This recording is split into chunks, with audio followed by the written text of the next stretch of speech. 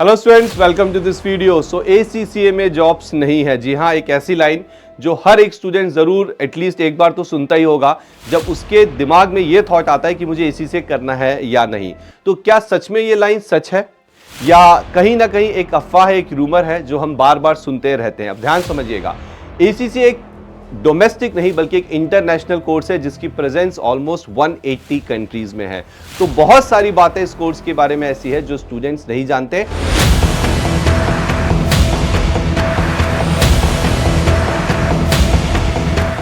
तो ये एक डिटेल वीडियो है जिसके अंदर मैंने यहाँ पे जो डेजिग्नेशंस होते हैं, मतलब ACCA करने के बाद आप क्या क्या डेजिग्नेशंस पा सकते हैं और वहां पे आपका जॉब प्रोफाइल क्या होगा, ये भी यहां पे कवर किया गया है। So it's a detail video, it's a very intellectual video. ऐसा नहीं है कि हवा हवा में बातें हो रही है।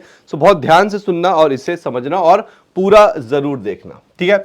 सो फाइनेंशियल मैनेजर, आपने जरूर इस पोस्ट के बारे में सुना होगा, फाइनेंशियल मैनेजर। तो ACCA करने के बाद आप फाइनेंशियल मैनेजर की भी पोस्ट पे जा सकते हैं। वहां पे आपका काम क्या होगा? Strategic planning and financial analysis. जी हाँ, स्ट्रैटेजी प्लान करना, फाइनेंशियल एनालिसिस करना, इस तरह के रोल आप as a financial manager play करोगे। बात करते हैं फाइनेंशियल रिस्क स्पेशलिस्ट की। तो आजकल रिस्क मैनेजमेंट, रिस्क स्पेशलिस्ट काफी डिमांड में है, ठीक है। तो इसके लिए आपको कोई सेपरेट कोर्स करने की जरूरत नहीं है। If you are ACCA qualified तो आपको बिल्कुल कंसीडर किया जाएगा रिस्क स्पेशलिस्ट की पोजीशन में, जिसका काम होता है एडवांस एनालिटिक्स को यूज करना और प्रिडिक्ट करना, मिटिगेट करना रिस्क को, यानी कि भविष्य में एक बिजनेस को जो रिस्क हो सकते हैं उनको प्रिडिक्ट भी करना और उन्हें कम करने के तरीके भी निकालना है। तो आप देख सकते हैं कितनी इंपॉर्टेंट पोजीशन है ये किसी भी बिजनेस के लिए। तीसरे जॉब की हम बात करें तो वो है personal finance advisor. Personal finance advisor, तो जब आप ACCA अपना क्लियर कर लेते हैं तो आपको जो नॉलेज मिलता है, ठीक है, चाहे वो इंडिविजुअल फाइनेंस के बारे में हो या एक ऑर्गेनाइजेशन के फाइनेंस के बारे में हो, वो बहुत ज्यादा होता है। तो इससे आप इंडिविजुअल्स को एडवाइस कर सकते हैं। क्या कर सकते हैं? एडवाइस कर सकते हैं। किस पे? कि आपको इन्वेस्टमेंट्स कैसे करने हैं, टैक्सेस के बारे में, इंश्योरेंस डिसीजंस ले सकते हैं उनके लिए। पर्सनल फाइनेंस एडवाइजर्स कहा जाता है इनको। तो आपके अगर बाहर के क्लाइंट, आप सोचिए ना 180 कंट्रीज में ये डिग्री चलती है, तो सिर्फ इंडिया तक ही सीमित थोड़ी ना आपकी एडवाइस, आप बाहर भी एडवाइस दे सकते हैं। एंड फीस ऑब्वियसली, अगर आप बाहर के क्लाइंट से को एडवाइस दे रहे हैं तो फीस आप ऑब्वियसली ज्यादा ही एक्सपेक्ट करेंगे as compare to Indian clients. उसके बाद मैं बात करता हूं फाइनेंशियल एनालिस्ट पोजीशन की। काफी फेमस पोजीशन है, ठीक है। एंड यहां पे जो काम होता है वो होता है फाइनेंशियल डेटा को एनालाइज करना, उसे समझना, ठीक है। So to guide investment decision, financial analyst are essential in sectors like banking and investment firm. So very very important job position for ACCA।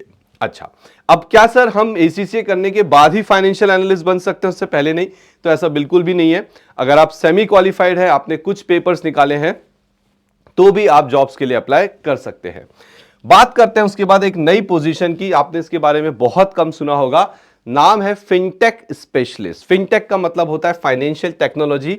तो यहां पे इनोवेटिव फाइनेंशियल सॉल्यूशंस दिए जाते हैं। तो अगर आप वो हैं जो ये चाहते हैं कि मैं कोई नए तरीके का काम करूं, मुझे पुराने फाइनेंस रिलेटेड काम नहीं करने, तो आप फिनटेक स्पेशलिस्ट जैसे रोल्स में जा सकते हैं, जहां पे आप अपने नॉलेज को सही तरीके से या और बेहतर तरीके से इंप्लीमेंट कर सकते हैं। उसके हम बात करते हैं, दो तीन और पोजीशंस हैं यहां पे। देखिए, sustainability accountant specialist and ESG accountant, ठीक है। तो बेसिकली आजकल, आई डोंट नो आपने अभी तक सुना है कि नहीं, ESG रिपोर्टिंग के नाम से, जिसमें environmental, social and governance factors को कंसीडर किया जाता है। तो इस तरह की रिपोर्टिंग करने के लिए आपको सस्टेनेबिलिटी अकाउंटेंट स्पेशलिस्ट चाहिए या आपको ESG अकाउंटेंट चाहिए। तो ये भी एक काफी डिमांडिंग जॉब है और ऐसा मानना है कि आने वाले समय में it's going to be very big. And recently ACCA ने इसके ऊपर एक कोर्स भी लॉन्च किया है जो आप उनकी वेबसाइट पे जाके देख सकते हैं। फॉरेंसिक अकाउंटेंट काफी साल से काफी डिमांड में है। तो इनका मेन काम होता है इन्वेस्टिगेशन करना फाइनेंशियल डिस्क्रिपेंसी से। तो अगर किसी कंपनी में कोई फ्रॉड हुआ है, कोई गड़बड़ चल रही है, तो फॉरेंसिक अकाउंटेंट वहां पे जाते हैं और खोजबीन करते हैं, पता करते हैं कि किसने ये किया, एंड लीगल जो प्रोसीडिंग्स है ये सारे काम वो देखते हैं, ठीक है। आईटी ऑडिटर, तो ये तो आपको नाम से ही समझ में आ गया कि आईटी ऑडिटर मतलब ये ऑडिट का काम करते हैं, ये इन्वेस्टिगेशन का काम करते हैं और ये इंश्योर करते हैं कि आपके फाइनेंशियल डेटा की जो इंटीग्रिटी है वो मेंटेन रहे। ठीक है, ये आपके आईटी सिस्टम, जो IT system information technology, one of the important system, क्योंकि अगर आपका आईटी सिस्टम बैठ गया तो आपका डेटा भी लूज हो सकता है। तो आईटी ऑडिटर, जी हाँ, एसीसी करने के बाद आप आईटी ऑडिटर के रोल में भी जा सकते हैं, लेकिन हाँ उतना ज्यादा चलन नहीं है एसीसीए में, क्योंकि जनरली हम प्रिफर करते हैं ऐसे लोग जिनको आईटी का इमेंस नॉलेज हो।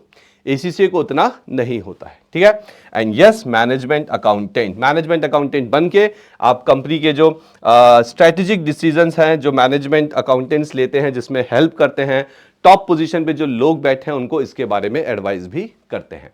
तो ये कुछ स्पेशल पोजीशंस थी, इसके अलावा और भी काफी सारे हैं, बट मैंने कुछ स्पेशल यहां पे सिलेक्ट किए थे, जैसे कि financial manager, risk specialist, personal finance advisor बन सकते हैं, financial analyst, fintech specialist, sustainability accountant specialist, forensic accountant, ESG accountant, IT auditor and management accountant. अब मैं इसके बारे में बात करेंगे हम आपकी सैलरी के बारे में। एक ऐसा सवाल जो बार बार बच्चों को खाता है कि मेरे को क्या पैसे मिलेंगे, मैं कितना कमाऊंगा।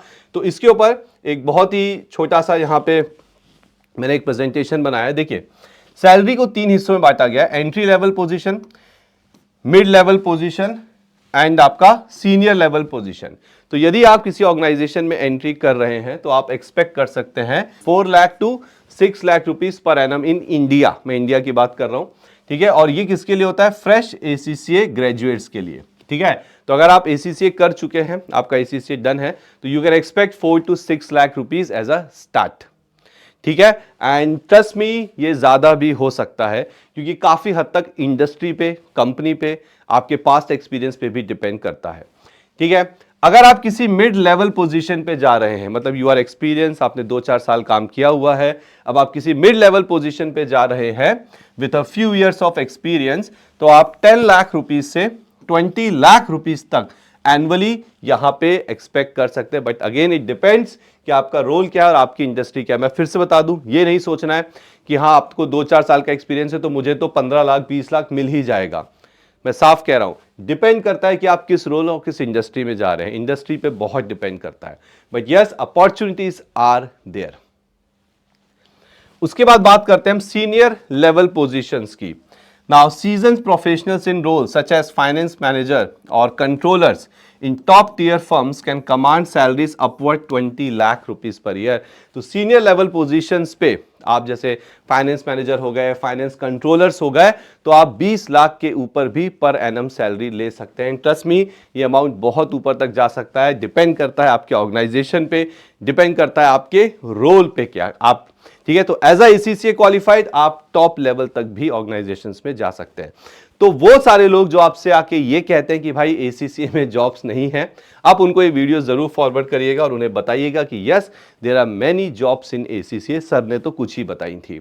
आप चाहे तो एसीसीए की जो वेबसाइट है एसीसीए करियर्स, आप वहां भी जा सकते हैं और देख सकते हैं कि कितनी सारी जॉब उन्होंने लिस्ट की हुई है। तो अगर आपको लगता है कि यस एसीसीए फॉर यू, तो don't waste any further minute and अपनी एसीसीए की पढ़ाई चालू कीजिए, जिसके लिए आप ग्रूमिंग एजुकेशन एकेडमी के जो एसीसीए के जो कोर्स हमने डेवलप किया है, जो आप हमारी वेबसाइट escholars.in पे जाके एक्सेस कर सकते हैं, या फिर 88880402 पे भी हमसे बात कर सकते हैं।